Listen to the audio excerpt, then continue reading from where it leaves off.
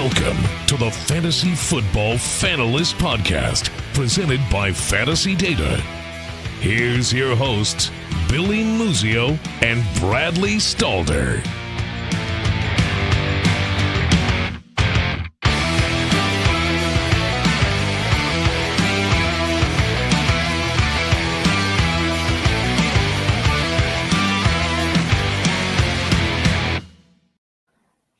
And welcome into the Fantasy Football Fanalists Podcast. I'm Bradley Stalder, hosting tonight. Billy is out boondoggling once again. I don't even know if he made it back to Oregon from the Fantasy Football Expo. It was a lot of fun there at the Expo, though. It was great to meet up with Billy for the first time. And there, Billy and I met Dom Cintorino from FTN, who's going to be joining me tonight. And we're going to discuss the Kings Classic draft that happened at the Fantasy Football Expo.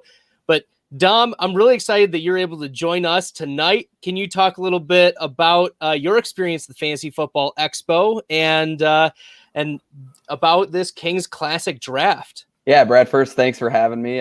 First time we got to meet as well. So that was kind of cool to see the virtual high five. Being a fantasy data guys for sure. So no, Bob Long put on an awesome event. I mean, it's been great in the past, but there were so many people there. It was so well organized, and just getting to network with some of the best people in the industry and people that you just see on Twitter. I mean, you don't get to do that every day, that's for sure. So he does a great job down there in Canton, and yeah, it was an awesome time. Steph says hi, by the way. There she is. Awesome. Hey, Steph, how you doing? Dom, who was I have to ask before we get into who was the fantasy football analyst that you were most intrigued by, or that was coolest to meet? I was probably most intrigued by my FTN coworker Jeff Ratcliffe. We started playing cornhole at about midnight and just couldn't lose. So that was I'm going to take it outside of the whole fantasy thing and go that route. So. But no, there's so many awesome people there. It's really hard to say. Yeah, so the Fantasy Football Expo, it began on Friday night, and there's a big party down in Canton, Ohio, because the Pro Football Hall of Fame is down there. Bob Lung, as you mentioned, did an awesome job organizing it. And then on Saturday, there was this Kings Classic draft. And one of the important things that we need to mention about your history with this Kings Classic draft is you actually won this league in 2018. You were the snake draft winner. Talk about, the legacy of winning a draft like that. Yeah, so it was my snake team, and at that time it was 12 teams in the league. Now it's 14, so it gets a little bit more difficult when you got 13 other sharp minds in the industry in your draft. So I still didn't like my team with 12 teams, but it ended up being the year that Derrick Henry just went absolutely crazy in the playoffs. So I kind of backed into that. I'm a Derrick Henry hater, always have been, but he did get me that championship. So it's been a rough patch since then. It's been a rough patch since then, but at the same time, a couple playoff appearances, a couple bad beats, but it's as long as I don't get relegated, because whoever scores the accumulated least amount of points in our league goes down to the Blanda division. So as long as I stay at the top and get fantasy data up there, it's all good news from there. It was kind of funny too when you guys came up to me and you're like, "You're Dom with fantasy data." We didn't know. Mike Patch told us that we had a guy in the Kings Classic, so that was kind of funny too. Yeah, so for those who are unaware, the Kings Classic is like the best of the best fantasy analysts, and Dom had the honor of representing Fantasy Data, and so it was great to meet up with him. And you've been doing golf and fantasy football for Fantasy Data and FTN, right? Yep. Awesome. So there were other things that happened with the Fantasy Football Expo, but I think what everyone wants to see, Dom, is your draft. So actually there are two Kings Classic events, right? There's the snake draft and the auction draft. Yep. So let's start with the snake draft here, and I will bring up I'll bring up, and maybe I should zoom in a little bit. Yeah. So that way we can see your team, and I'll scoot it on over. That should be good. There we go. So, Dom, you were picking out of the 11 hole, correct? This is a 14-team league. And what other settings is it important for our listeners to know about this league? So it's a full point PPR, no kickers, no defense. The most important part, I'll say, 3 wide receivers, 2 running backs, and 3 additional flex start. So last year, like Cordero Patterson and Hunter Renfrow were week-to-week starters for me. Like that's how bad it gets. It really does. Like you're looking at the waiver wire to see a guy who got like 4 targets the week prior to even consider playing him. Because if you are injury plagued or whatnot, it gets very rough. So that's why skill positions are put at a premium. It makes it very important to kind of have some of those deep skill positions for sure. And then the way the draft works, we draw cards 1 through 14. If you have number 1, you get to pick where you want. So you could say, I want number 1 and take McCaffrey. I had the third to last pick, so my options were 11, 12, or 13. At that point, I really didn't know what to do. I almost did 13 to be closer to the turn, but at the same time, I just went up to 11 in case somebody like Eckler, which it worked out, fell to me that I had ranked a little bit higher than where they actually went. So at the end of the day, I'm happy with where I picked just based off of what my options were. I know Colby Conway from Fantasy Alarm that picked 12th. He was pissed that I took Eckler. I mean, he had his eyes set on him, especially when he fell past Andy and Jim. So that was a good time. Certainly. So you selected Eckler as the 11th pick overall. You have him. You said you had him projected higher. Why is Eckler ahead of the likes of? I'm assuming Antonio Gibson, Nick Chubb for you. Yeah, I actually got Eckler as my RB6. It's just the kind of the pass volume. You get him in a full point PPR. When he came back last year, he was, a week winner. He was just going crazy, getting so many targets. And I like this offense a lot heading into the year.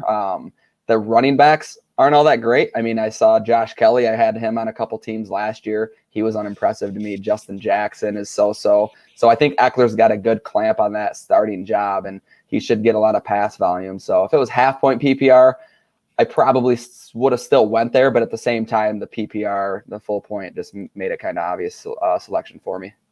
Well, Billy that's music to his ears because he has Eckler projected as his running back 3 overall. And I've seen people do that at running back 5. So all of us are very high on Eckler. I'm surprised that in a room full of sharks that Eckler fell so late. Yeah. So you saw 5 of the next 6 picks go off as running backs. Only 2 wide receivers went off before your second round pick. You went with Calvin Ridley as wide receiver 3. Talk to us about Calvin Ridley. So my hopes, I had my fingers crossed that Clyde Edwards-Helaire would fall to me. So I got Colby with Eckler. He got me with CEH. So it kind of balanced out at the end of the day. But believe it or not, Calvin Ridley is my wide receiver 1 at this point in time. I think the volume is going to be there. It's a team or an offense that passes a ton. I don't think I'm not buying into Mike Davis getting a ton of carries. I think they're going to sit in the shotgun like they always have. And with Julio gone, sure, people can hone in on Ridley, but at the same time, you look at his numbers when Julio was gone. I have an article on FTN Daily, a player profile of Calvin Ridley. It was my first one that I pushed out, and his numbers were just off the charts. If you push out his season with Julio gone, it was like the guy was 100 yards or more almost every single game. The targets were in the double digits. So I think that volume is going to continue, and I like where Ridley's at. So getting your wide receiver 1 over another running back, that doesn't sound like that bad of a letdown, but at the same time, I wanted Edwards-Helaire really bad just because I knew what type of running backs were going to come back to me. Well, some running backs did come back to you. Selected Miles Sanders and Travis Etienne at running back 20 and 24, when a lot of other players in that area in rounds 3 and 4 were selecting wide receivers. George Kittle was actually on the board in round 3. Why did you choose Miles Sanders over George Kittle here? It was strictly running back scarcity. I knew there was going to be 6 picks after mine. And I already didn't love the running backs. Like, to be 100% honest with you, Bradley, I don't love Miles Sanders. It was just kind of a forced pick. I have ETN ranked slightly behind him. I would prefer him, I guess, when it comes down to it. But at the same time, the volume should be there for Sanders. I don't mind him in a bounce back spot. I mean, this is a guy that was drafted in the top 10 running backs just a season ago. And I think Jalen Hurts and Miles Sanders, I mean, he started to click towards the end of the year. He was somewhat of a letdown, but getting him at RB20 with already Eckler and Ridley on my roster wasn't the worst thing in the world, but not a huge Miles Sanders fan, to say the least. And then Travis Etienne, his role in Jacksonville seems pretty set. Like, he'll be the pass catcher, but we also saw James Robinson get some preseason work at pass catching too. What are your thoughts on that Jacksonville offense, and how quickly will Travis Etienne be integrated into a really fantasy relevant role here? So, of course, I'm a big Vikings fan, got Justin Jefferson on the side of me here. But when it comes to week 1, there's not really a team I'm looking forward to watching more than the Jacksonville Jaguars. I think their skill positions are just awesome from top to bottom. I know Urban Meyer is going to talk and say that Carlos Hyde's going to have a role and James Robinson's going to have a role. The Ohio State bias, right? Yeah. They didn't. We've seen it time and time again. People don't draft running backs in the first round just to let them sit on the bench. I mean, when you get running backs at this age, they're entering the league in their prime, especially Etienne, who came out as a senior, a little bit older. Just the role he's going to have in the passing game. We'll get to another guy who's similar to him in Kenyon Drake, but just from like I said earlier with Eckler, a full point PPR, it was kind of a no-brainer. Like, I was nervous that he wasn't going to make it back to me, because if Colby went with him over Mike Davis or even Bob Long over Myles Gaskin, I don't even know. I would have been stumped. There's a lot of times in this draft with 14 experts like this on some of the biggest sites that you do get stumped and you're like, I don't know who to pick, and you force something. I was fortunate enough that Etienne was still on the board. Yeah, I'm looking here, and I'm surprised that Myles Gaskin and Mike Davis both went off the board before Travis Etienne. That was a little bit of a surprise for me. But also just the picks right behind you in round number 4, Michael Carter ahead of the likes of Tyler Lockett. That was at least like I'm a little concerned about Michael Carter's role in the Jets offense to start. Ty Johnson's beginning work. Tevin Coleman had a rest day due to personal things going on. I don't know if there's like, I can invest a 4th round draft pick right there in a running back. I know he was probably desperate. Jim was probably desperate to get a running back too there, but that's rich. It is for sure. When I heard him come off the board, I was like, thank God I just got Etienne, because there's a clear tier break in my rankings once it comes to what was left. I mean, I think I have Edmonds next, but he kind of falls into the Miles Sanders thing where it's like, I don't think James Conner is going to be all that great. So maybe I would have forced Edmonds in, or like a Kareem Hunt, or even TJ Hawkinson, who I still have TJ Hawkinson as my tight end too. So that would have been a consideration, but at the same time, it would have been a little bit early. Obviously, he wouldn't be there on the way back, and I understood that. But at the same time, if Etienne was off the board, Brad, I really don't know what I would have done. It got kind of gross in that round. Yeah, well, maybe you could have gone wide receiver, but, there's so many other good wide receivers off the board that, you get 3 running backs and you are set for a long time. You don't have to worry about running back. And you came back in the 5th round with Juju Smith-Schuster, wide receiver 30 off the board in the 5th round. Talk to us about Juju as your running back 2, or your wide receiver 2. I'm sorry. Yeah. He was like a back end, middle of the pack wide receiver 2 last year, really propped up by Big Ben and the short targets and propped up by the touchdowns. What kind of optimism do you have for Juju in the Pittsburgh offense this year? Juju is probably my preference of the 3. I know Deontay is going to have the targets, but I think Juju is really going to bounce back this year in a big way. He came back on a 1-year deal, so he still has something to prove.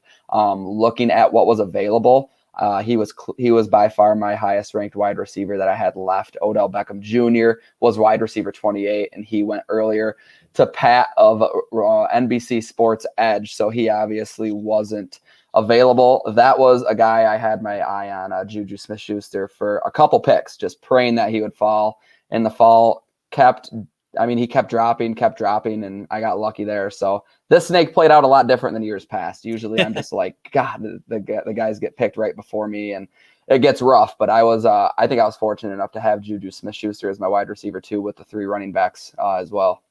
Now, in that 5-6 turn in between on those 6 picks, there were 3 quarterbacks going off the board. Josh Allen went off the board, Dak Prescott, and Lamar Jackson. I see that you picked Kyler Murray pretty much in the middle of a quarterback run right there. We saw Russell Wilson go off the board right after you. How much pressure were you feeling to draft a quarterback at that point? Was there a tier break? And is that the right price for Kyler in your spot? So Colby turned to me. This is when I got kind of nervous because I went Juju and I knew didn't like the receivers that were really available. So I was going to come with a quarterback on the way back, praying it was Kyler Murray. I don't know if I really would have done it if he wasn't available. But Colby turns to me and whispers, he's like, "Hey, I'm just to let you know, I'm taking my QB1." And I was like, "I'm taking my QB1." And he goes, "Who's yours?" So I showed him my laptop and it was Kyler. And he's like, "Oh, you're good." So I was really confused. I didn't know really who was available because I just had tunnel vision on Kyler Murray. So he took Lamar, he showed me, and I thought he was joking at first. When he turned to me and said, "I'm taking my QB1," I was like, "Oh my God, this would happen." But like I said, I got so many breaks in this draft. And I mean, through the first 6 rounds here, it was an ideal start. Yeah, a lot of players falling to you that just seem to be great values come back, and Marvin Jones is your wide receiver 3 in the 7th round, wide receiver 43 overall. He seems to be getting a lot of positive buzz in camp that Trevor Lawrence is going to be looking his way. Is that what you're building off of? And, he's been a top receiver. Can he replicate it, on the wrong side of 30? Yeah, I mean, they brought him in on a 2-year deal worth just under $15 million. So that's substantial enough to say, hey, we're going to throw this guy into our offense. I think he's the most polished receiver, obviously the veteran presence in a room with DJ Chark and Laviska Shenault. DJ Chark's finger surgery concerns me a little bit.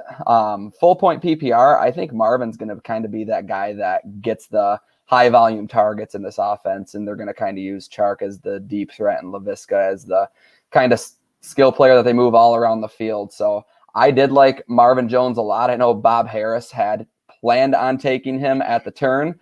He was live on Sirius XM in his ear during the pick, so I couldn't hear exactly what he was saying, but to my knowledge, he didn't have too many nice words to say about me. They probably had to bleep him out. Yeah, for sure. For sure. Poor Bob. We love you, Bob. Getting Marvin, though, yeah, I didn't plan on getting 2 Jags. Also, I didn't look at buys too much, and this is the moment I started looking at buys and had like so many week 7. So I was like, well, that's not great. But at the same time, it wouldn't have changed my decision there. As wide receiver 43, I got him ranked fairly higher. I don't know the exact number, but I like the value there. Well, you saw a couple running backs, Melvin Gordon, Zach Moss, go off before your pick of Marvin Jones, but then a bunch of wide receivers, 5 out of the next 6 picks were wide receivers. You hit up Kenyon Drake ahead of James Conner. Why did you choose Kenyon Drake over James Conner there? So this is another guy who signed a very similar deal to Marvin Jones in the offseason. The Las Vegas Raiders brought him in on a 2-year deal worth up to almost $15 million. So they did that for a reason. So getting Drake as the running back 35 was a value in my eyes. I mean, they've already said that he's going to work out of the slot and be the passing down guy. And we've seen like Jalen Richard and other running backs in Vegas with the Raiders kind of take some work away from Josh Jacobs. I mean, he didn't have the most impressive season last year, but at the same time, the Raiders have a win total set on DraftKings Sportsbook at 7 right now. So they don't expect them to be in too many games here.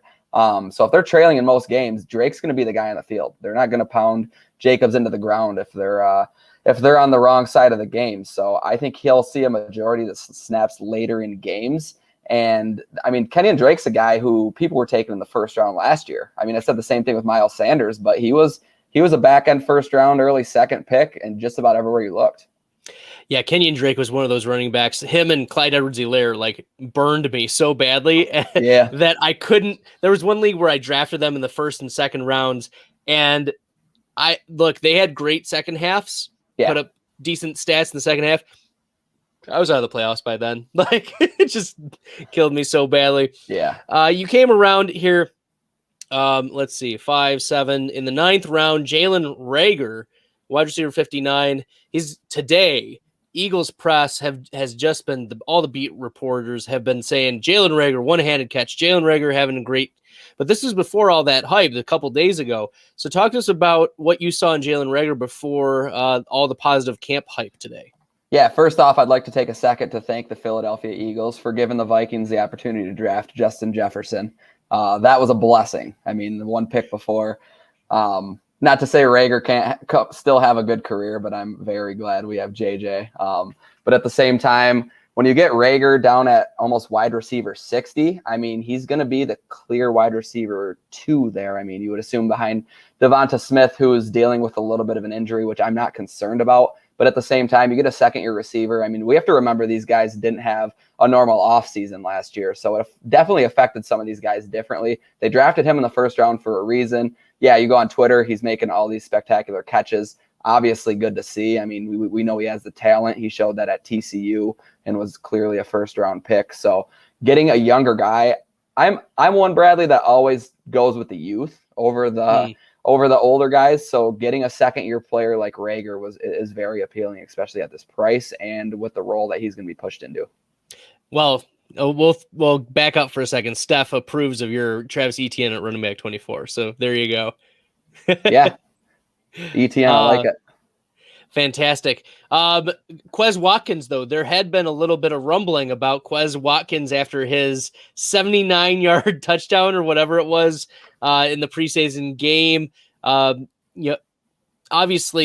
Jalen Reagor has the draft pedigree to the Eagles invested so much in him already, and Devonta Smith as well. What are your thoughts before we jump into Devin Singletary? What are your thoughts on Quez Watkins? I mean, it's one preseason game, so I didn't bake too much into that. I don't mind him later. I think he'll clearly make the team and have a role in that offense. But at the same time, I don't think it's really going to take away from what Reagor is able to do this season. Okay. You come around and you're running back 4, running back 42 off the board, Devin Singletary. Zach Moss has been missing a lot of practices. He missed games last year due to injury. What are your thoughts about drafting Devin Singletary here? I was very confused. I actually asked because there were some people who doubled up and said, I'll take this guy, and they were gone. And you don't want to get that type of grief in that room. And on Sirius XM, I mean, it's like I searched That's Singletary. Embarrassing, right? It's always embarrassing. I mean, if you're at a home league or if you're with these guys, I mean, you never want to do it. You never want to do that. So Singletary at RB42, I literally asked, I was like, Devin Singletary's still there, right? Because I always search the guy's name before I actually said it, so I didn't embarrass myself like that. But RB42 for Singletary was a gift, in my opinion. I really didn't even realize he was there until it came back to me. I mean, I had watched him the night before when we were out for dinner against the Lions. He had 8 carries for 42 yards, and I think he had a receiving touchdown as well. So he looked pretty good. Like you said, Zach Moss is dealing with injuries right now. He's a guy who wasn't able to really stay all that healthy last year. Even if Moss is on the field, Singletary's shown to have a role. I mean, these guys were just about 50-50 last year when you look at the snap totals. So Singletary looked good for what I saw Friday night, and getting him at RB42 as my number 5 running back, that was a gift as well. It's within the range of outcomes that he's the running back 1 on this team. I know that there's been talk about Zach Moss doing that, but it very much could still be. It's not like Zach Moss has a stranglehold of that spot. Right. No, I think it's going to be a straight 50-50 too. Even if Moss comes out and looks better, I mean, Singletary will have a role. Now, I also had to do a double take when in the next round you drafted Evan Ingram as tight end 15. There are 14 teams, which means that there was some team who had already drafted a second tight end before you drafted your first one. Evan Ingram, tight end 15. He hasn't had below a 20% target share in any season that he's played for the Giants. I'm looking at this, and that's a huge value. What were you thinking drafting Evan Ingram at that point? It got to this point because, like I said, a lot of these guys fell into my lap in the rounds 10 and above. So tight end didn't really cross my mind. Like I mentioned Hawkinson a little bit earlier. Did you almost forget that you had to draft a tight end? I did. A lot of these guys, like you said, took their second tight end. A lot of these guys, like I said at the beginning of the show, we flex 3. there's a lot of teams that will flex 2 tight ends or they'll But flex this is not tight end premium, right? No, it's not. But at the same time, like I said, Cordell Patterson and you're starting Hunter Renfrow and guys like that, you can start 2 tight ends and it looks a lot more appealing than what you're running out there at wide receiver and running back. So that's a strategy a lot of guys use. I don't like forcing 2 tight ends in just because once you get down past like tight end 10, I mean, it varies so much week to week, and it's not something I want to play 2 of at the position. So Evan Ingram, yeah, great value at tight end 15. Not a huge fan of him this year, but when you're getting him this late as your tight end 1, fine by me. Zero Vikes don't like your team. There's Gerard for you. Yeah, the homer. Okay. I don't know about you, but like as a Packers fan, like for many years, I avoided the Packers, like drafting them. I tried to that was a tiebreaker for me. I like didn't want to draft Aaron Rodgers or Devontae Adams or Aaron Jones or James Jones or Randall Cobb in his heyday. I just avoided all of them. But what are your thoughts on drafting like your home team players in a variety of leagues? I don't mind it if I feel good about it and it's in a good spot. I'm not going to force it in. Like, we both live in Michigan. I don't know what your home league looks like, but I know some of the ones I've been in, like some of my work leagues, it's like guys are forcing in Lions, and it's like I've never been one to do that. If it's in a good spot and it's a good value, I'll do it. That happened in the auction, which we'll get to after this. But no, the only one I'd really consider is Justin Jefferson and Thielen, and Dalvin Cook, obviously. But no, it doesn't really play a factor in what I'm able to do in a draft. All right. Well, we'll finish out the last 5 rounds. More 2-minute drill. Traquan Smith, wide receiver 75. Van Jefferson, wide receiver 82. Sammy Watkins, wide receiver 84. Just really briefly, what are your thoughts on those 3 wide receivers? Which one or ones are you most trusting? None of them. At this point in the draft, wide receiver 75 and beyond, it was guys I was looking at a list and just like, well, we'll go with some of these young guys. Traquan obviously gets a little bit of a boost with not knowing what Thomas is doing. We haven't seen him practice in a couple weeks, so that's a little bit concerning. But at the same time, he should be their number 1 wide receiver. I did another player profile on Marquez Callaway that came out today on FTN Fantasy. So I think Callaway's going to have a role as well, but the targets have to go somewhere. And if Traquan's healthy, I would say he should be the number 1 over Callaway. Van Jefferson's the number 3. We saw Josh Reynolds leave in Los Angeles, and now they get Matthew Stafford. Obviously, Cam Akers is out, so I would assume this is going to be a little bit more of a pass-heavy offense. And then Sammy Watkins, the injury abatement, I would expect him to be back early on in the season, but at the same time, I've heard some good things about Sammy Watkins out of camp, so wide receiver 84, why not throw a dart?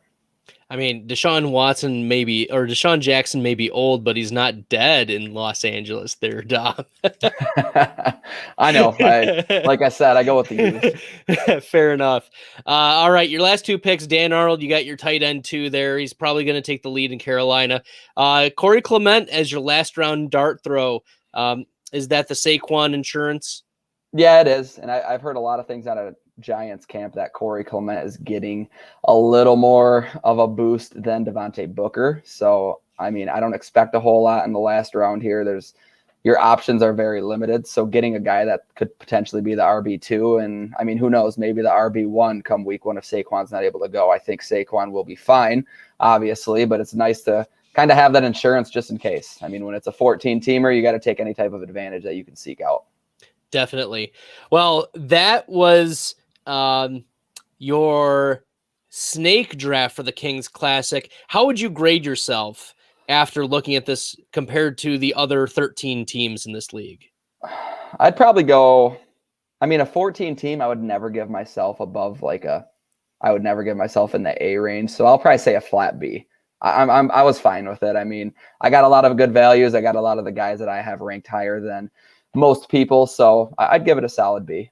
What's one pick that you would have liked to have back? God, that's tough. I probably taking Hawkinson over either Sanders or ETN, but it would have been a little bit of a reach in my eyes, and I would have wanted ETN over Sanders. So it's hard to say. I'm fine with the whole thing for the most part. All right, cool. Love it. I love the draft. Love seeing you there. We'll go to actually the auction. Kings Classic Brown. And let me also get down to, let's see here. Dom, you're right here. Yep. And let me highlight it for our viewers here. Okay, so for our viewers who are new to auction, can you just talk us through what does a live auction amongst fantasy analysts look like, and what are your strategies going into this? So I normally price out and kind of compare past year's prices to see where guys are going to sit. An auction live, I don't know how many people have done it. You probably do it on Yahoo or ESPN. That's just on the computer, and there's got like the auction values next to their names, and that can kind of skew the way that people bid on players, especially early in the draft. So I don't know. I don't know why FTN said it was rude. Sorry, FTN. when I'm in an auction, I just kind of feel the room out and see where the prices are at early. You see some values early on because people don't know what guys are going to go for. You see later in the draft, guys have a bunch of money left and there's just not the players to spend them on. So as you can see here, I went Dalvin Cook and Zeke Elliott and spent $107. Brad, this was in the first 3 minutes. I saw that and I was like, is that Dom? Like, and Yeah. Billy and I looked at each other like, all right, he's going stars and scrubs, isn't he? Stars and scrubs. Dalvin Cook and Zeke Elliott off the board. So believe it or not, I have Dalvin as my RB1. I got him over McCaffrey. It's not a homer thing. It's not a Viking thing. I don't know. I do. I have Aaron Jones at running back too. It might be a homer thing. Okay. Yeah, maybe it is. Maybe we're a little blind to the fact of that. But at the same time, yeah, like you said, Dalvin Cook is my RB1 over McCaffrey. I just think the defense is so much better this year. He's going to get more volume. He's going to be as involved in the pass game as he was. There's obviously questions with McCaffrey a little bit coming back from injury. I mean, it's not that I wouldn't take McCaffrey 101. I just prefer Dalvin. So if I had the first choice of the snake picks, I probably would have went number 2 to get Dalvin over McCaffrey. But I had both of them priced over $60 projected. So I think I had Dalvin at 62, Zeke at 60, and getting him at 56 and 51.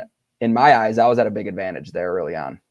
And it got you a little more flexibility to target a few other players that were more highly priced. We'll do this one a little different. We'll talk, you spent up on Dalvin Cook and Zeke Elliott. The second or the third highest was Odell Beckham. You spent 19 and that was your third highest, but that was less than half of either Dalvin or Zeke. Was this a case of I just had money left over, or was this a someone else actually like bid me up, or this is a player I'm targeting? This is a player I'm targeting, but at the same time, so obviously spending $107 in the first 2 minutes, I was on the outside looking in, just kind of chilling on my phone, just looking around the room, keeping track of the prices. I mean, I wasn't in on a lot of these high profile guys because right away they throw out these big name guys or tight ends, wide receivers, and it was just something I wasn't willing to pay for before I seen what was available later. Because you can see like the way I filled my team out, there's value later if you just wait around. If I still had about $100 left. So it's not like I wasn't able to do what I wanted, but you had to kind of be careful and tread lightly. So I did sit around to the point where I think at one point I had like $83, $84 left, and I was top 3 in terms of salary cap remaining, but I still had a lot of players to fill in. So Odell was a guy I had my eyes on. Two of the biggest values, in my opinion, Juju Smith-Schuster went for 15 and Adam Thielen both went for 15. I thought that was great values. I couldn't get in on that.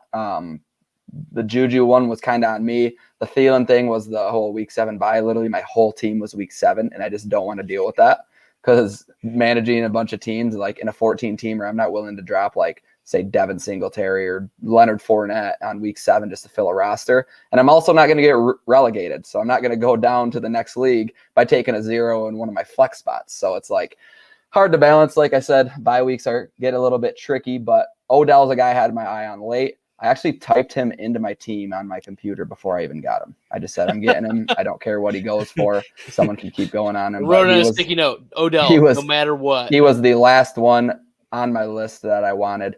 So 19, I thought was pretty fair. I mean, I would have been fine with like 20 to 25, to be honest with you.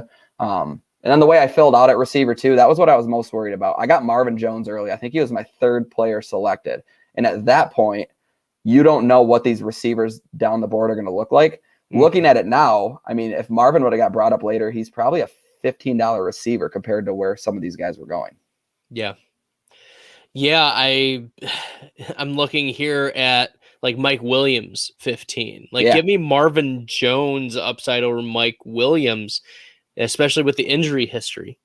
And that's another thing I'll say about auctions. If there's a guy you like, sometimes you want to sit on him and let him get brought up earlier. But at the same time, if there's a guy you like early on in drafts and the room's not exactly prepared or doesn't know where guys are going to go in terms of price, throw them out there and see what they're going to go for. I mean, have your mind on a certain number, get there, and then kind of decide from there. But yeah, like you said, Mike Williams, 15. I mean, DJ Chark, 15. Yeah, there's a lot of guys. Like you get Marvin Jones at less than half the price. Yeah, it's there's definitely a strategy when it comes to that. When he got brought out super early, I thought 7 was a pretty good value based off of, like I said, I had my auction values out. I think I had Marvin around 11 to 15, somewhere in that range. So 7 was a no-brainer. I probably would have went up to 8 or 9, but no much more than that because there was a lot of uncertainty at that point in the draft.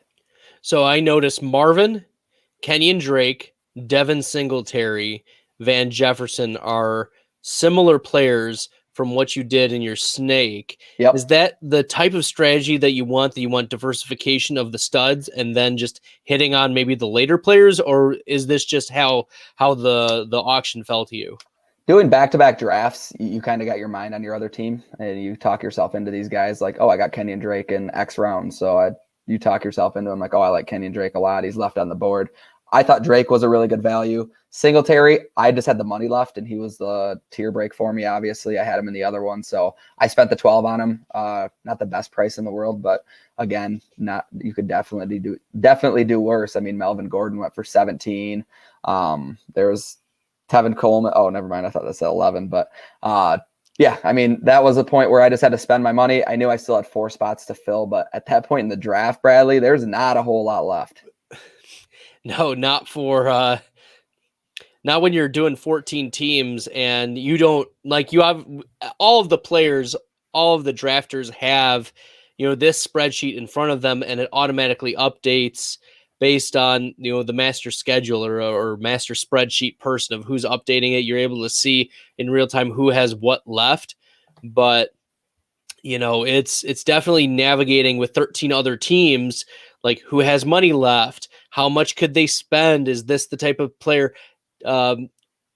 Obviously you had a few copies of other players. Did you notice other teams?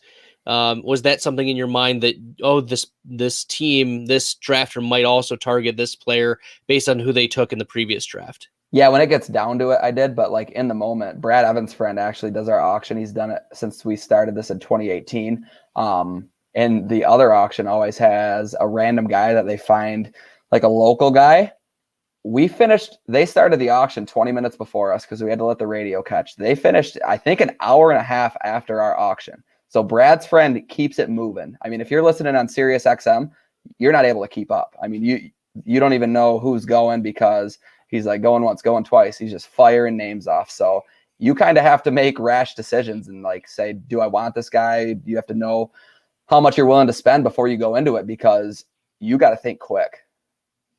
Yeah, for sure. I mean, I was able to sit in on both of those drafts. Certainly the pace was higher with the other one. This one, it seemed like you almost silenced the crowd when Dalvin and Zeke went off the board. You mentioned Dalvin and Ezekiel Elliott as values and obviously Marvin as well. Were there other players that you felt you got a great value on looking at this? Let's roster? See here. I liked Jalen Waddle and Ruggs under $10, both, like I said earlier, getting some of the young guys into the team. I mean, Jalen Waddle, I think, is going to have a great role in Miami. So for $7 to fill in with him, that was nice. Henry Ruggs, that's still a wide receiver room. That's not all that proven. Someone's got to do it. They drafted him as the first wide receiver off the board in the 2020 NFL draft in a class that was probably the most talented we've ever seen. And those guys showed up last year and kind of proved that. So I liked both of those values. Under Singletary, I didn't like a whole lot. We'll bounce up to quarterback since we kind of skipped over that. But I spent a total of $8 on Trevor Lawrence and Matthew Stafford. It's kind of good to have that type of flexibility. These are You two spent guys. more on Stafford than Lawrence. I know.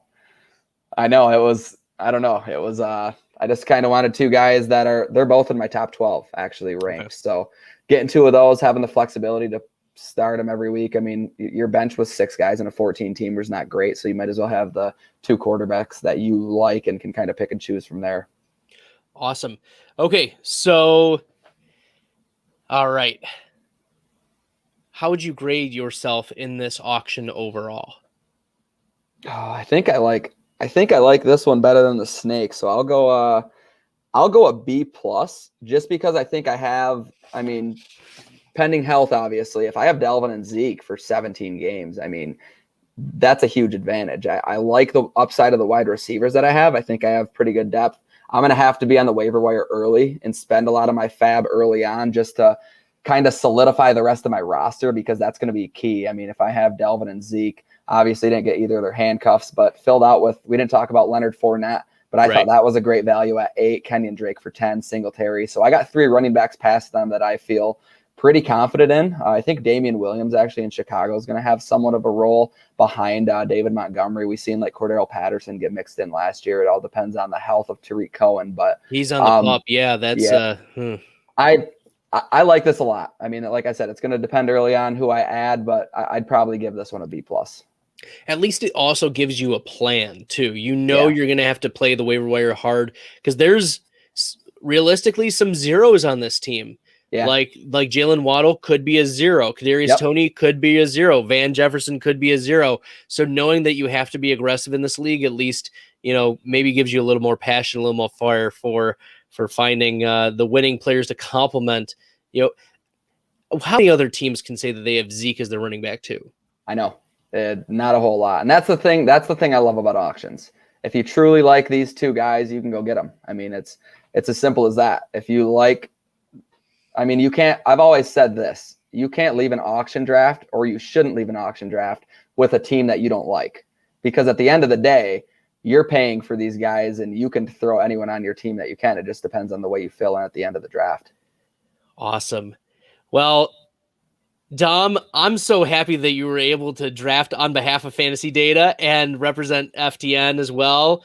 I think you did an excellent job drafting, and this was quite the experience. Just even being at the expo, meeting you, spending some time, you know, really rubbing elbows and gaining that experience, and you know, defending that 2018 title, right? Yeah, it's getting pretty outdated, so we're gonna have to add another one to the collection here. Awesome. Well, Dom, I'm so grateful for you to be able to join me tonight, join our Fantasy Football Fanalist podcast. And I know you've got other podcasts and other things going on. So can you let all the listeners know and viewers know where we can find you, what other things you're up to? Yeah, so every Wednesday night I host a live stream for PGA at ftndaily.com. It's actually going to be live on my Twitter tomorrow. Kind of the same setup as this. And then I'm actually going to be on Sirius XM with Jeff Ratcliffe at some point Thursday. So outside of that, just balancing football and golf until week 1 gets here and kind of put golf on the back burner. So awesome. Well, thank you so much, Dom, and good luck with your league. These are a bunch of sharks, some of the best in the industry, and wish you all the best. Appreciate it, Bradley. Thanks for having me. All right. Have a great one. Have a great night. And to all of our listeners and viewers, thank you so much for tuning in. You can follow me on Twitter at FFStalder, Billy, my host, boondoggling, as I said, maybe somewhere in Oregon, who knows. And you can follow him at FFMusio. You can follow Fantasy Data at Fantasy Data NFL. Subscribe to us on the YouTube. Also, you can find us on the Apple Podcasts and Spotify, wherever you get your podcasts. Have a great night, everyone. We'll see you later.